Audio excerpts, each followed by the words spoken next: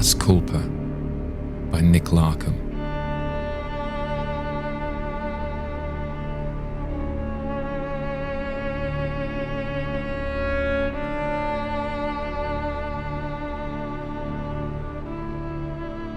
In the autumn of 1937, my childhood friend Thomas Darwin travelled north to stay with his uncle. I remember his departure well because it was to be my 18th birthday the following day, and I had hoped Thomas would be there to celebrate with me. And though, that particular week, it was I who passed breathlessly into the next stage of my life, it was Tom who was to be forever changed, as winter slumped heavily across the already bowed roofs of our town. Thomas had turned 18 before me. Working on his family's farm had bequeathed him a muscular frame, and the seasons had frosted away his childish skin, leaving it alternately tanned and ruddy. It suited him well, and while I was seeking employment after pale years of study, he was on a true course to continue his life as a farmer. I envied him. There was already security in his future which I could not claim.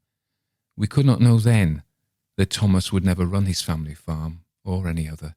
Still, his assuredness, his able body and his knowledge of farming matters recommended him a bright and robust life.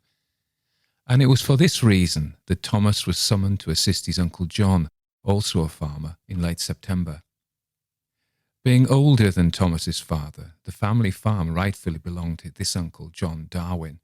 However, returning from the Great War, he had legally passed the farm to his younger brother and used money from his inheritance to establish a new farmstead among the far hills and lakes of the North Country. He had always been a private man, and the relocation was not in itself surprising. I remember that the morning of my birthday was bright, dew-lacquered, and half-heated with the rusty sunlight, but Tom's departure stole some of the joy from it. It was a deeply etched melancholy I could not shake off. Something in me knew that the futures we hoped for were only fictions, and that the lives of men are readily stolen by responsibility, and worse. "You made it, son," Tom called as he left for the station. Grinning, he gave me a short wave and disappeared round the corner, his father's old kit bag on his shoulder. I shuddered. The events which followed, Thomas confided in me some weeks later during one of the scarce times we met at the Lamb at the end of a working day.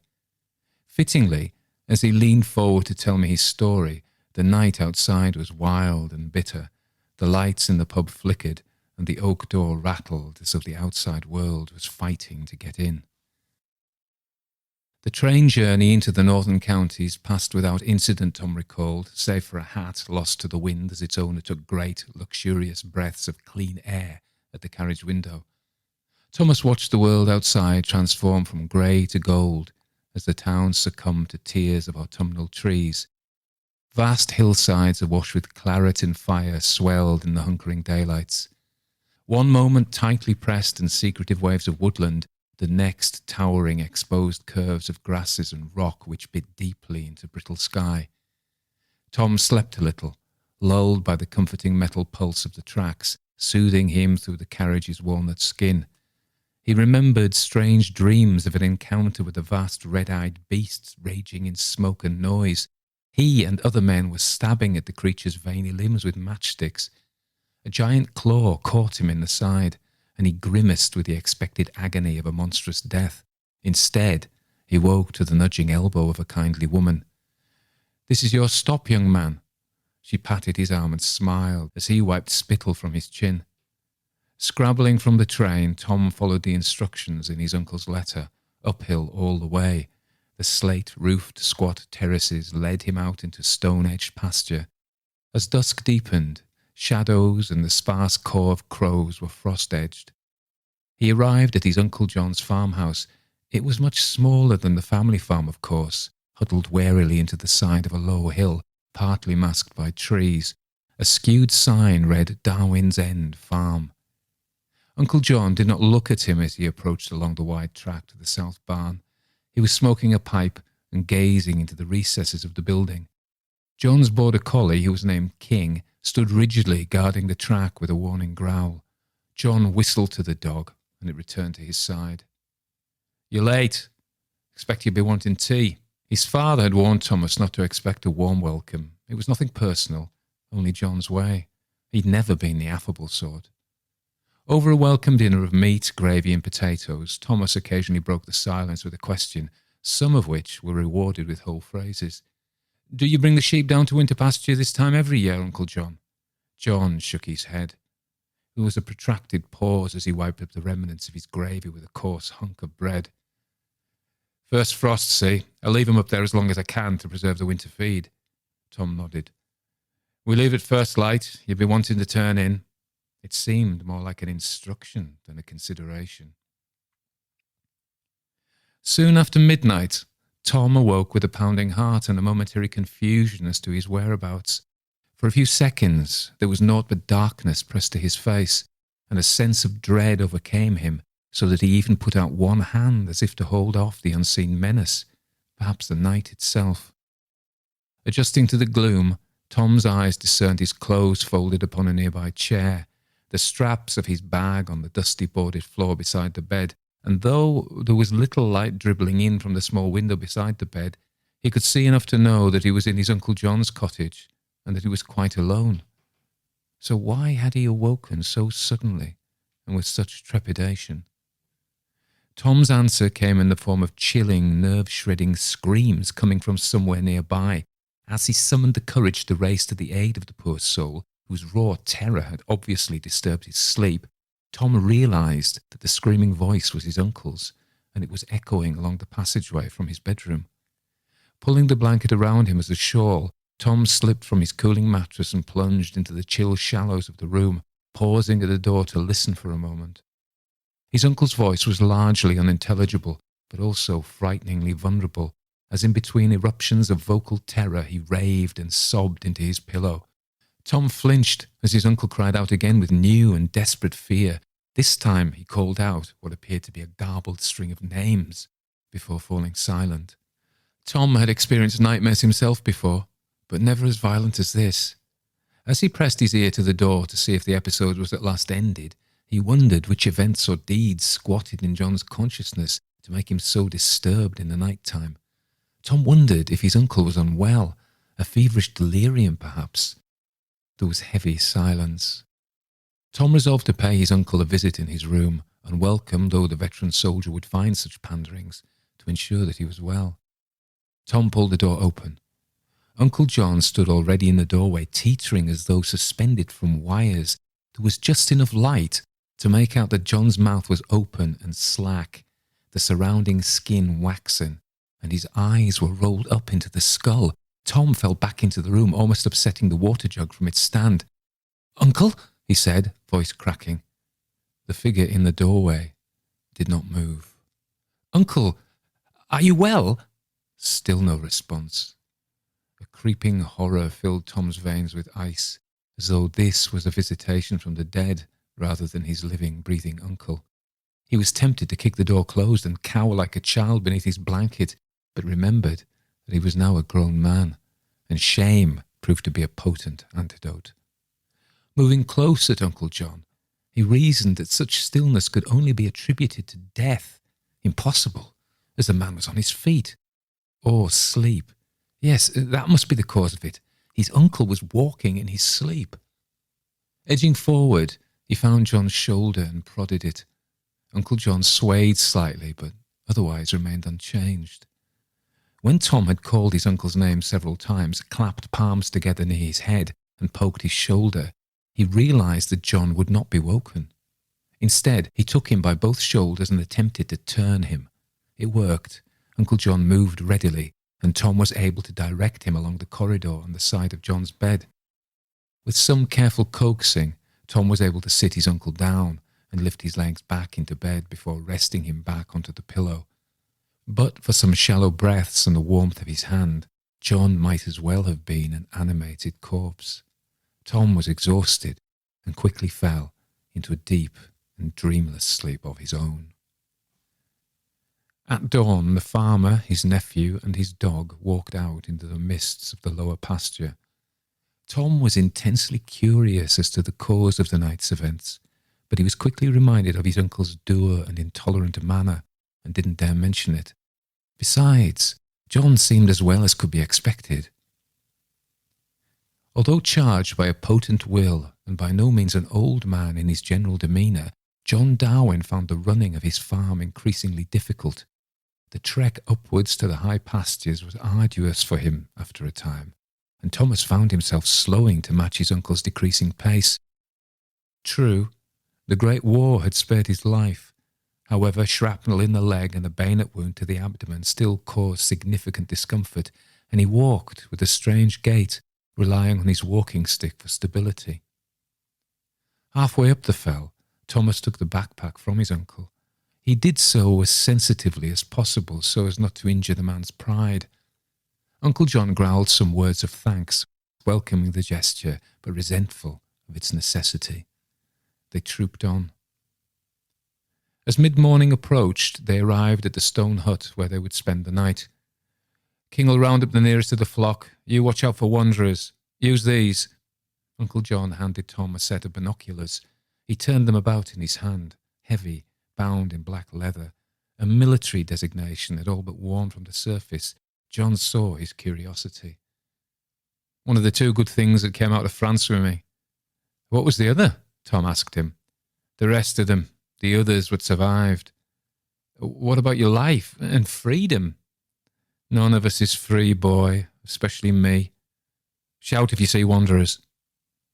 They parted company. Soon sheep were scurrying to the fenced enclosure herded by an eager king. Tom, meanwhile, had covered much of the high fell and came to rest at a tor where he used the binoculars to study the landscape. In the lenses, he found the squat shape of a distant church, a limping cow, a small waterfall, and the comforting smoking chimneys of a house some miles away, all framed by clusters of trees which gripped their vibrant autumn leaves as though attempting to prevent winter's theft of colour. Presently, Thomas's eye caught something in the middle of a field halfway up a distant hill. Rotating the eyepieces, he was able to focus a little more. It reminded him of a scarecrow, a ragged and roughly man-shaped speck.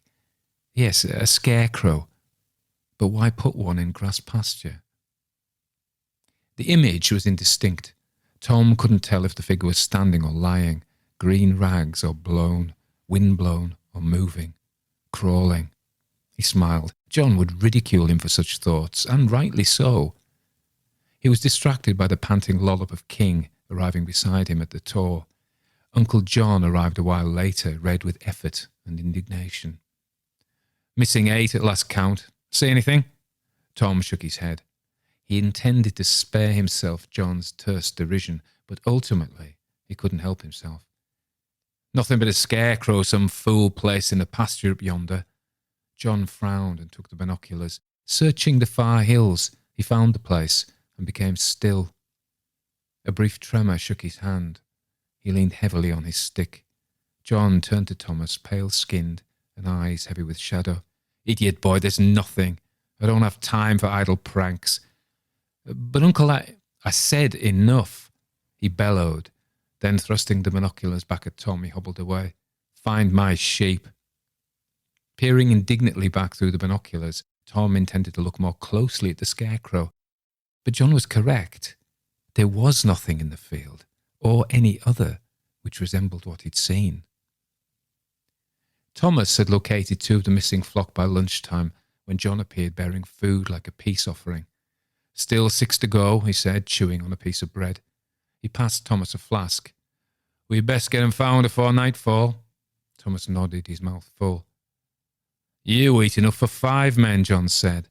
He hadn't spoken this many words before, and it was clearly an attempt to make amends for his former outburst.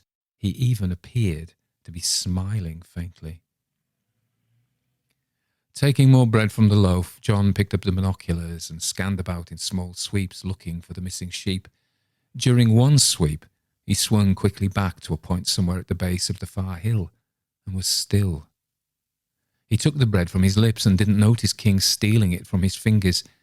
As if succumbing to paralysis, he lowered the binoculars slowly to a large stone on the tor, got up and walked stiffly away. It was as though he was sleepwalking again. Watching his uncle descend out of view, Tom snatched up the binoculars. Hurriedly he found the area where John had been looking moments before, and was surprised to find the scarecrow again. Oddly, however, the indistinct shape was some way into the next field, some 100 yards closer than before. Tom wondered why someone would be playing such a strange prank on his uncle, who clearly knew more about it than he was willing to say. King's excited barks heralded the return of the last missing sheep, all save one, which had perished. Nestled in a spray of wild grasses, it had retreated into a mess of fleece and bones, one tiny battle lost in life's endless struggle. There was little ceremony for the fallen. The remaining sheep were herded into the holding pen beside the hut, and Thomas fetched water from the stream to fill their trough. A steady breeze toyed with Tom's hair, and he watched a bank of cloud infect the horizon like blight. There was rain coming. With a frugal fire wavering in the hut's simple fireplace as last defence against the cold, the men ate another portion of their provisions in near silence. Taking a canteen flask from his pack, Uncle John took a swig and gazed into the flame. Outside, the wind's erratic squall voiced the loneliness of the dark landscape, and Tom shuddered at the thought of being lost out there. John mistook this for shivering and handed him the flask. Tom took a hearty swig and his throat caught fire. John smirked. "Good stuff, that, boy." His eyes watering, Tom handed the flask back. John drank again, then turned the flask about in his hands, placing coarse fingers into the small pits and dents in its surface. With a look of apparent disgust, he tossed it onto his cot and returned to brooding of the small stone hearth. "Was that another thing you brought home from the war, Uncle?" John turned and gave him a strange look, which was certainly part alcohol. He looked back into the flame. The wind outside raged, and the beams in the roof creaked ominously. John appeared not to notice. "A good many things come back with you from that place," he growled. "Most of them unwanted." A thundering gust battered the hut, extinguishing the fire and sending icy fingers through gaps in the stone. The door flew off the latch and opened with a crash. A menacing rectangle of empty darkness faced Thomas, and he froze. There was an overwhelming feeling that something was intending to pull itself inside the hut. King whined. John staggered to his feet and battled with the door to close it. Tom relit the fire.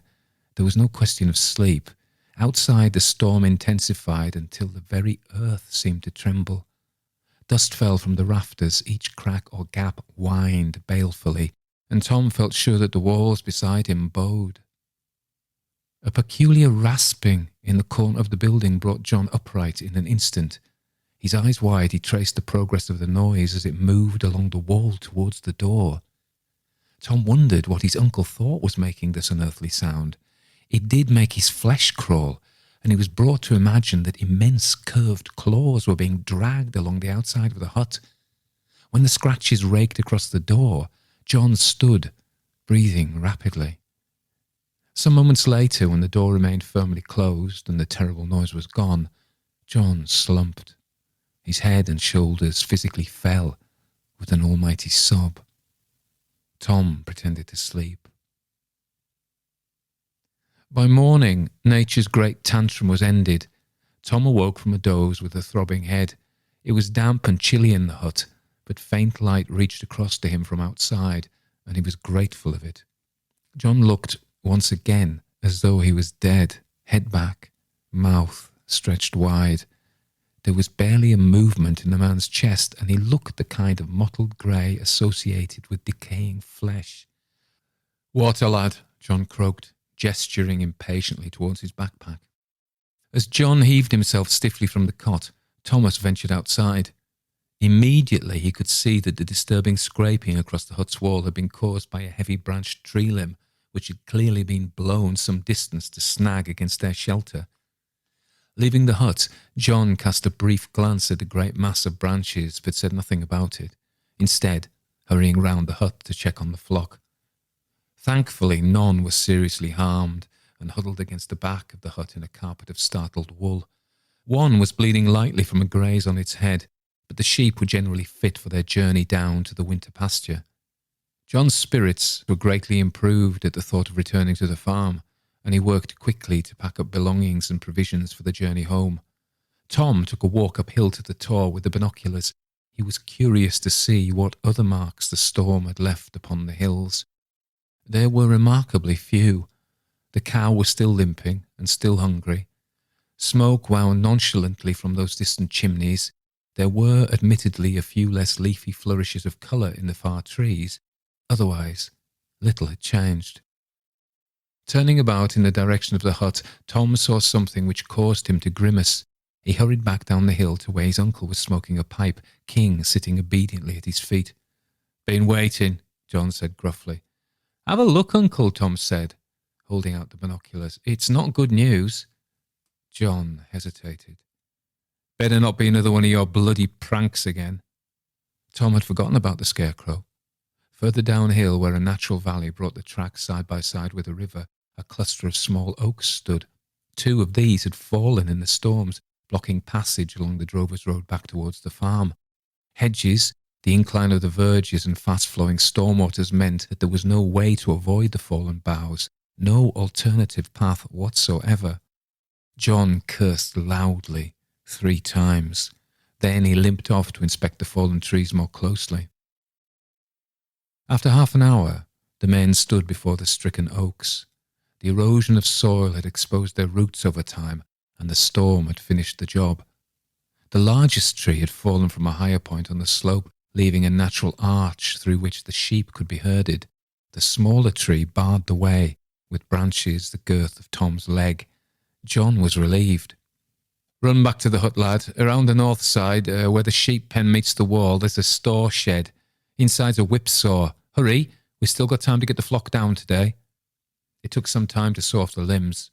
As time progressed, John's old abdominal wound began to give him trouble, but he drank repeatedly from the flask and continued at his end of the saw.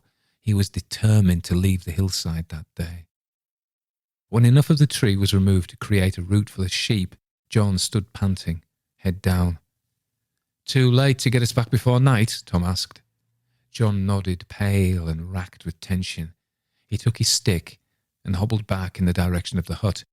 Neither man relished another night spent in the hut, but nothing could be done. As they reached the final uphill climb to the hut, Tom heard his uncle stifle a cry. Turning, he found John had stumbled, but it was not this which caused his alarm. At the foot of the hill, mere fields away, the scarecrow stood, ragged limbs shifting in the breeze. The night was calm this time, but John was not. Exhausted by their lack of sleep, both men fell asleep once the door was bolted, the fire stoked and blankets unrolled. Outside, the hills were silent. Screaming violently, John plunged from his cot. As though still sleeping, he struck out at some unseen attack. It was only with patient coaxing from Tom and gulps from the flask that John finally calmed. Tom helped him back onto the cot and gave him his blanket. The man shivered, but appeared hot and agitated. "Please, tell me what ails you. Perhaps I can help." John looked up at his nephew with fearful eyes and clenched jaw. As seconds passed, his breathing slowed, composure returned, and he appeared to find a weary acceptance in the firelight. Regarding Tom's concerned and innocent face for a moment, John Darwin shook his head and began to speak. In the final days of the Great War, John Darwin and his brothers in arms had trudged through French countryside in high spirits, pleased to be alive, to have survived when so many had not, pleased to be walking home. They sang and they joked. Their captain, still watchful for pockets of enemy soldiers, made only passing attempts at keeping the men in check, for they had earned some moments of relief. The captain's blood sprayed across John's hands as a single round passed through his left eye and burst the back of his skull. Scattering among the nearby trees and shrubs, the shocked men argued in desperate hisses, some wishing to run, others determined to wait until the sniper was killed or moved on. Some 30 minutes later, without warning, Bristow fell dead. A red tear dribbled from the hole in the centre of his forehead. The men were terrified and scrabbled deeper into the camouflage of the trees. Almost to the minute, when 30 minutes had passed, there was another gunshot. Cooper thrashed and gargled as his throat foamed with gushes of his own blood. In blind panic, the men raced away through the woodland. A casually precise shot killed Price instantly. John Darwin did not run. He did not panic, though he was very afraid. Watching his friends flee, he signalled to Turner to go on without him. Then he waited. It did not take long. Only feet from where he was hiding, barely daring to breathe, John Darwin saw the sniper and froze. The German was almost rigid with concentration and moved so slowly through the trees that he was barely noticeable. His face was coated with streaks of smoke and dust and blood, and his amber eyes were those of a predator. The men would not survive. Allowing the sniper to pass him, John began the painful process of standing inch by inch, the old shrapnel in his leg burning as his muscles strained. Then, mimicking his nemesis, he moved by mere degrees in the direction of the sniper. The end game was made swiftly and was a surprise to both men. Approaching the German from behind, Darwin saw that he was preparing, some 30 minutes after the last, to kill another of his comrades who waited nervously in a clearing many yards away. The poor bastard had drawn the short branch and was sitting as bait. The sniper realised this too and swung round to face Darwin, who fired first and missed. Darting forward, the sniper's shortened bayonet plunged into John's side.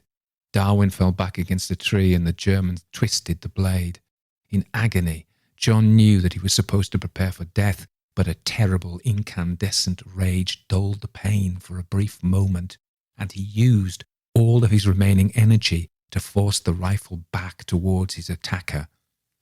The sniper stumbled back, caught his heel in a root and struck his head against the trunk of a large oak.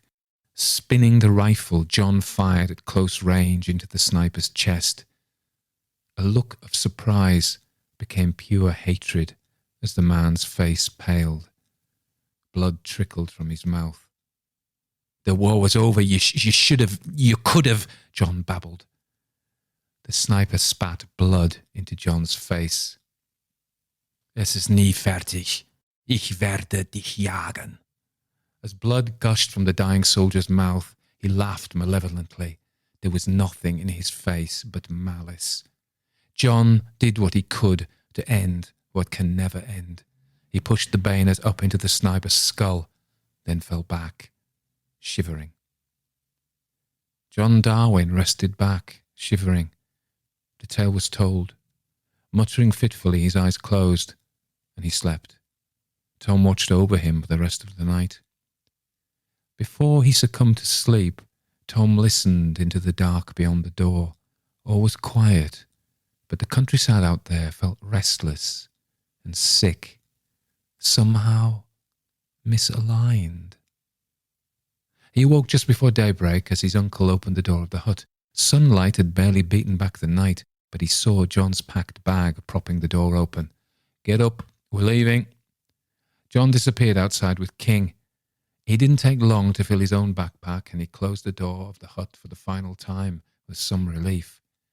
Turning to find his uncle draining the last dregs from his flask, his focus shifted to King's rigid, growling form, and from there to the track beside the cottage. Relief quickly changed to horror.